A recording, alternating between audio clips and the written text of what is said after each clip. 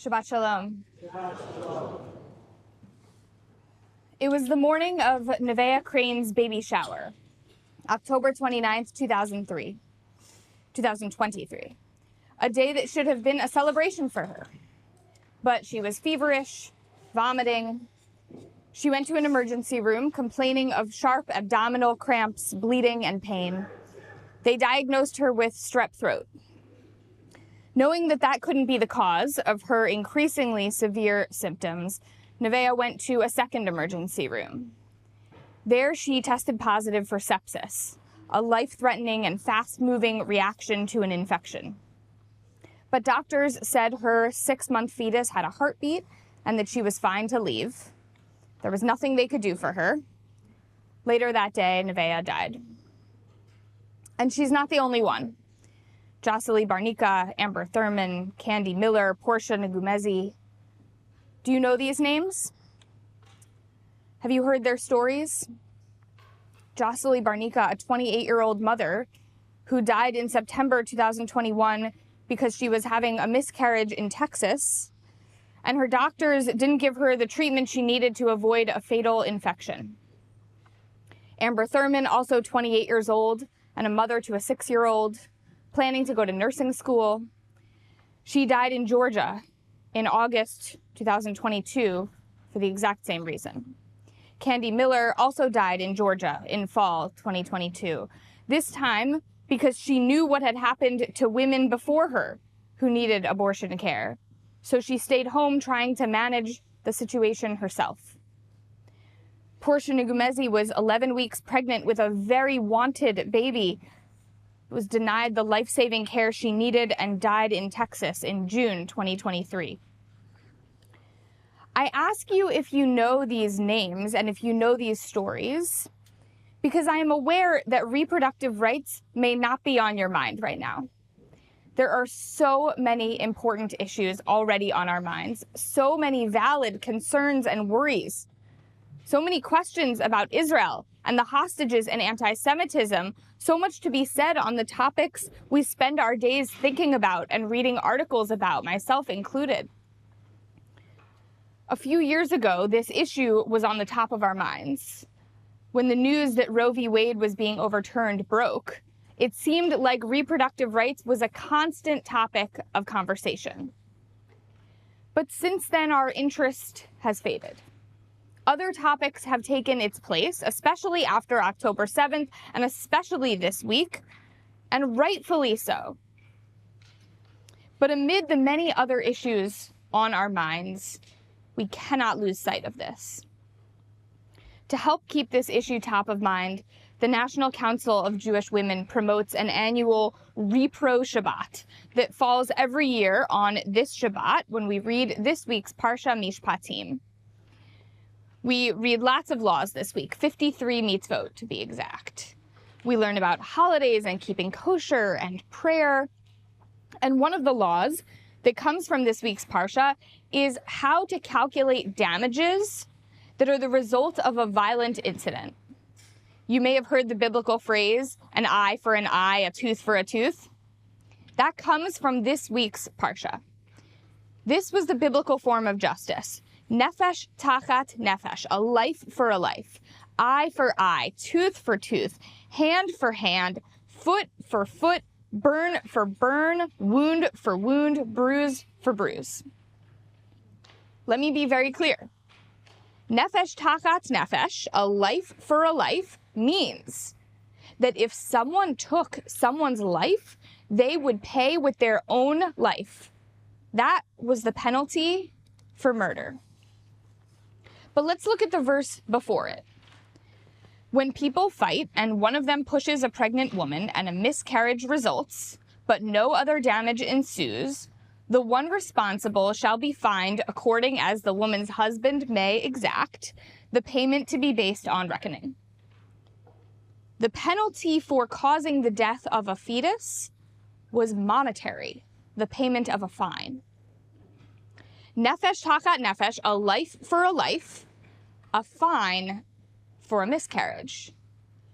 Judaism has never considered a fetus to be a person. even going back to biblical times, even acknowledging the obvious sexism in the verse I just read, that it's the woman's husband who exacts the fine from the one responsible for the damage. Even in a world where the justice system, at least theoretically, was an eye for an eye, a tooth for a tooth, a life for a life. Even in that primitive world, a fetus was not a life. Today, it is commonly assumed that the religious side of this debate is uniformly anti-reproductive rights. And that's because we live in a predominantly Christian country. But you should know, as Jews, though we Jews never have full uniformity on any issue, and I recognize that there are a diversity of views in this country and perhaps even in this sanctuary, you should know as Jews that the overwhelming majority of Jewish sources favor reproductive rights. Going back thousands of years to biblical times, Jews have considered a fetus a limb of the mother, not a life unto itself. And that belief carries through to texts written after the biblical period as well. There's a fascinating discussion in the Midrash, Bereshit Rabbah, about when an evil inclination is put in a human being. Could it be in utero? No, the Midrash concludes.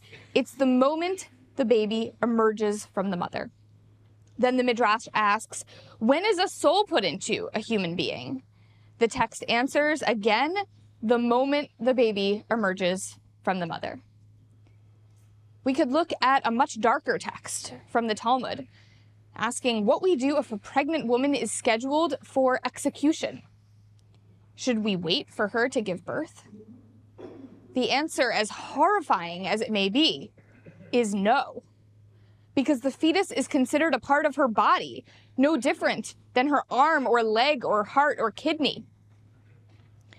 We could look at texts from the Mishnah and Rashi and Maimonides stating that if it's necessary to save a woman's life, one is actually obligated to abort a pregnancy.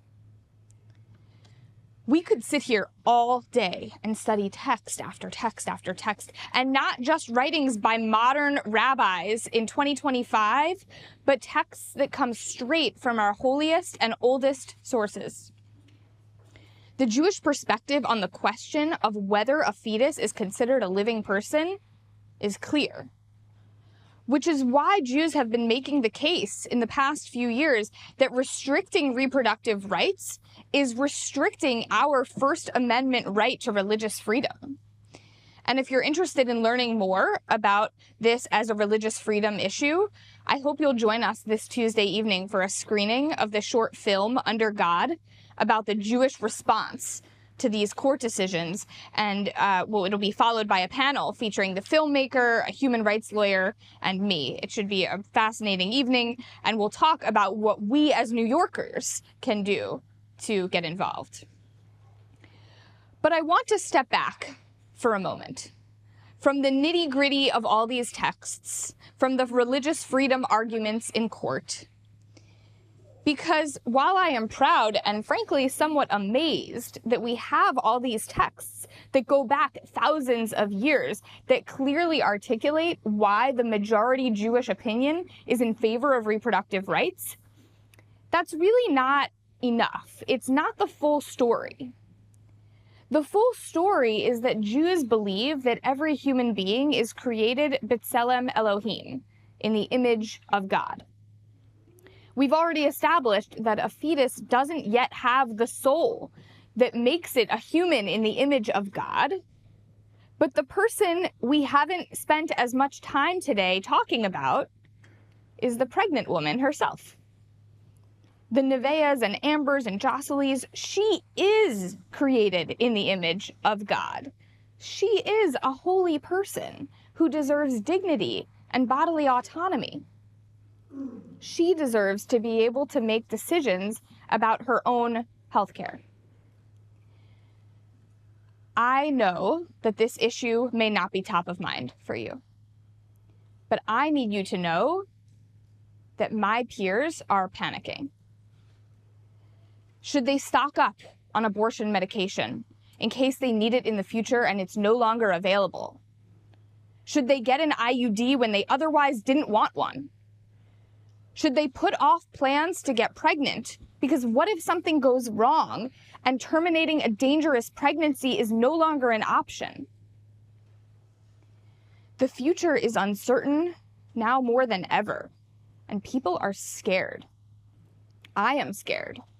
Young women are scared. And frankly, anyone who knows and cares about a young woman should be scared too. Having now been through pregnancy and childbirth myself, my heart is so full with love for my son, and I am so grateful that I had the freedom to choose to put myself and my body through something so grueling. Pregnancy takes far too big a toll, physically and mentally, for someone to be subjected to it unwillingly. And as my son grows older, I want to be able to teach him that he gets to make choices about his own body, that he's allowed to say no to a hug or kiss, that he can decide if he wants to sit in someone's lap or not. And I want to teach him that just like he can make those choices about his body, every other person he meets has bodily autonomy too. Because that's what it means to believe that we are created B'Tselem Elohim, in the image of God. That's what it means to respect the dignity of each human being we encounter. So among the many important issues we all spend our time thinking about and reading about and talking about, if reproductive rights wasn't already on your list, I hope you'll add it. I hope you'll allow the tragic stories of the women we spoke about this morning to linger in your mind. I hope you'll allow the sense of fear and panic that young women are feeling to permeate your soul. And most of all, I hope you'll speak up so that our voices are amplified until they are finally heard. Shabbat Shalom. Thank you for joining the Park Avenue Synagogue family. I hope you enjoyed the sermon. Please consider supporting our online community by scanning the QR code or by going to supportpas.org or by making a donation. Shalom and see you in Shul.